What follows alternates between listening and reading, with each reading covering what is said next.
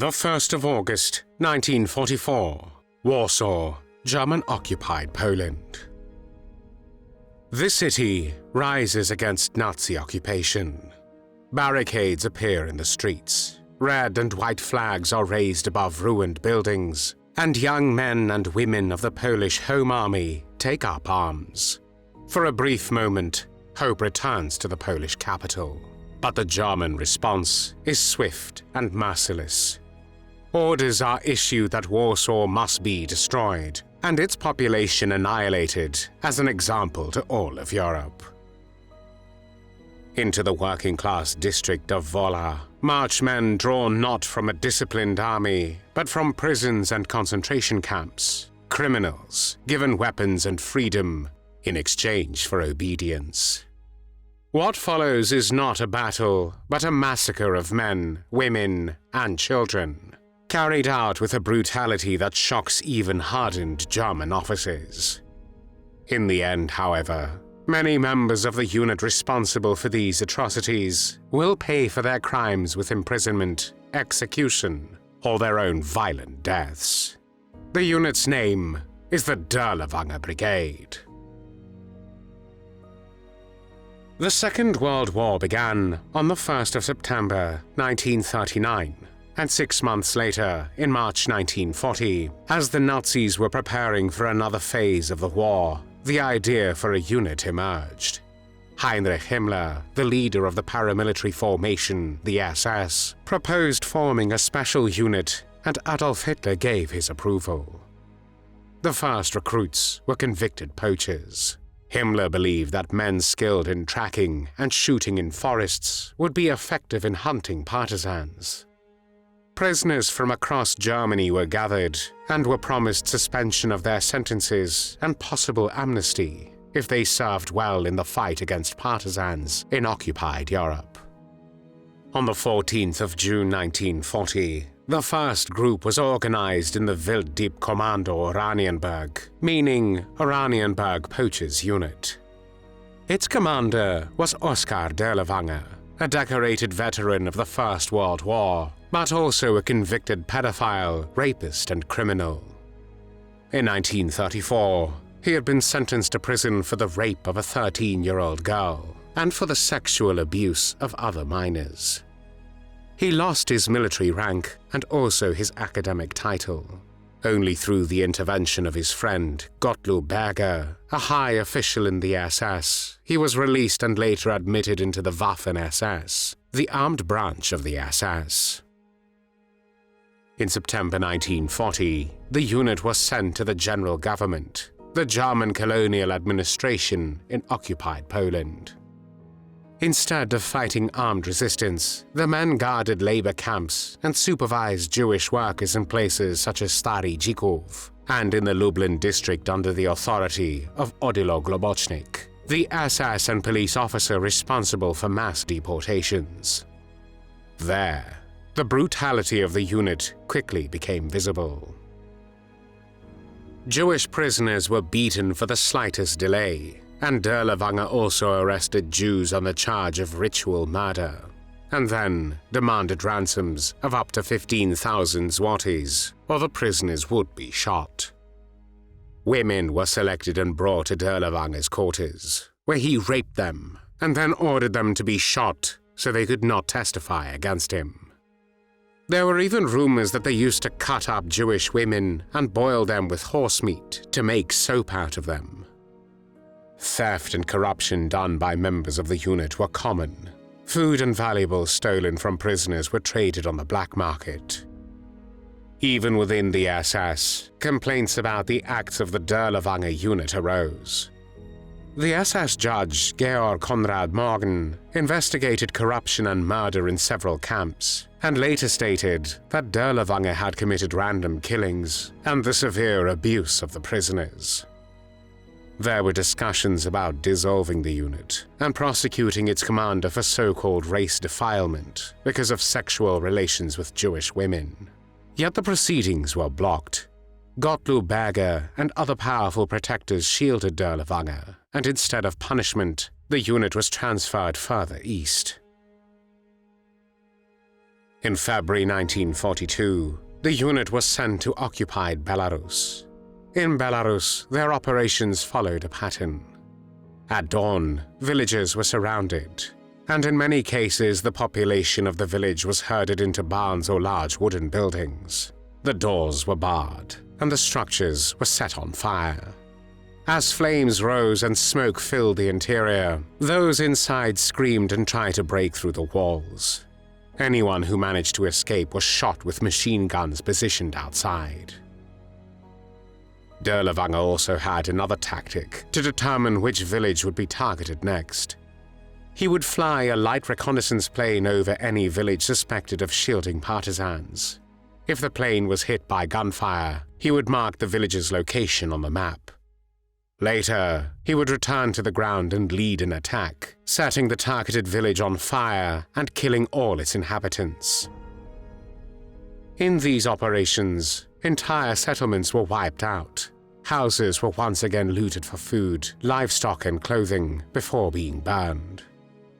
But Dirlewanger's unit also used more sadistic approaches in the anti-partisan warfare.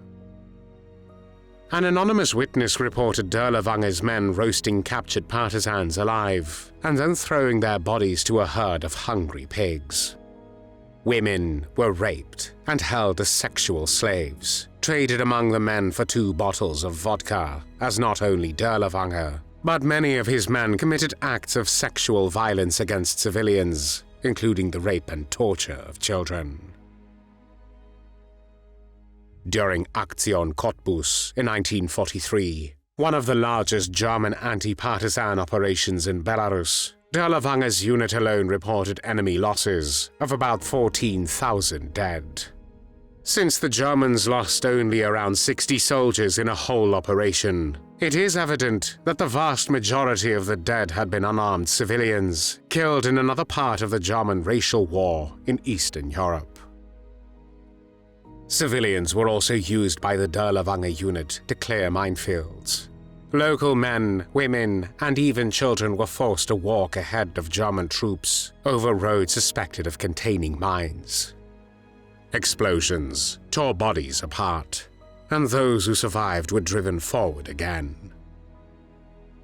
In July 1944, the unit was expanded and redesignated as the SS Sturmbrigade Dirlewanger, more commonly known as the Dirlewanger Brigade. The following month, it was sent to German-occupied Warsaw. On the 1st of August 1944, the Warsaw Uprising began when the Polish Home Army attempted to liberate the Polish capital. Adolf Hitler and Heinrich Himmler ordered that the city be destroyed and that its population be annihilated to serve as a warning. The Dirlewanger unit entered the city on the 4th of August 1944. During the uprising, they also took part in the Wola massacre, during which more than 40,000 Poles were murdered in the Wola district of the Polish capital. This massacre was ordered by Adolf Hitler himself, who requested to kill anything that moves in order to stop the Warsaw Uprising. Dirlewanger's unit used women and children as living shields when attacking enemy positions. They burned 3 hospitals with patients inside. The nurses were whipped, gang-raped, and hanged naked together with the doctors.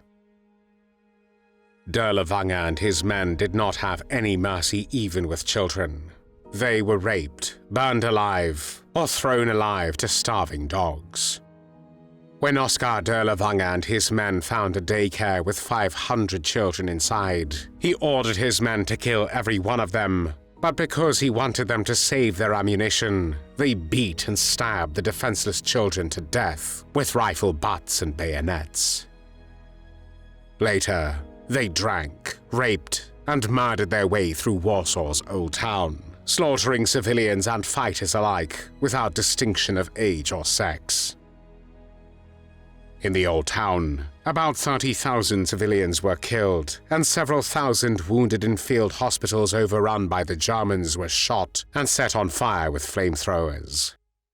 The Germans eventually crushed the uprising and razed the center of the city to the ground in October 1944. At that time, Dirlewanger and his men played a crucial role in another brutal suppression. This time, it was the Slovak National Uprising, which lasted 2 months from the 29th of August to the 28th of October, 1944.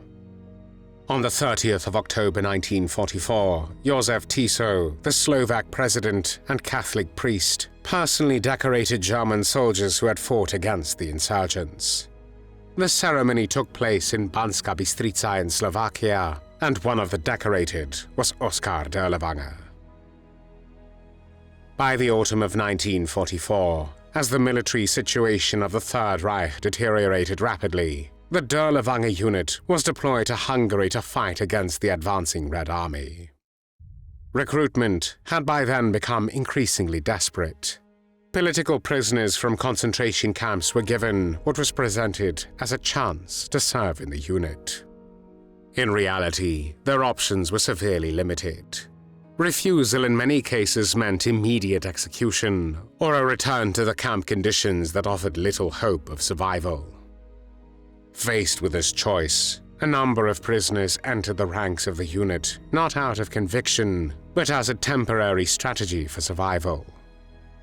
Yet their loyalty was fragile from the outset. Many of these men were waiting for the first possible opportunity to escape. As the front collapsed in late 1944, desertion became more frequent. In December alone, hundreds crossed over the Soviet lines, seeking captivity rather than continued service, in a formation notorious for its brutality. Others who attempted to defect were caught and executed. By the final months of the war, the unit disintegrated, discipline eroded, and its structure began to collapse alongside the crumbling German war effort. After the collapse of Nazi Germany in May 1945, several leading persons connected to the Dirlewanger formation faced violent or judicial ends. Oskar Dirlewanger himself was arrested on the 1st of June 1945 in southern Germany, recognized despite using a false name, and imprisoned. On the 7th of June 1945, he died in custody after being severely beaten by guards. His immediate superior in Belarus, SS Gruppenführer Kurt von Gottberg, who had issued orders to turn entire regions into so-called dead zones, was captured by British forces and committed suicide on the 31st of May 1945. SS Obergruppenführer Erich von dem Bach-Zelewski, the higher SS and police leader responsible for anti-partisan warfare and for crushing the Warsaw Uprising, was captured by the Americans. Although he avoided execution for his wartime crimes by testifying at the Nuremberg trials, he was later sentenced in West Germany to life imprisonment for earlier murders committed in the 1930s and died in prison in 1972. The Nazi regime that created this infamous and psychopathic unit promised a 1,000-year empire. It lasted 12 years, but the crimes committed in its name, however, left scars that endure far longer than the men who carried them out, and the Dirlewanger Commando was more than a willing instrument in these crimes.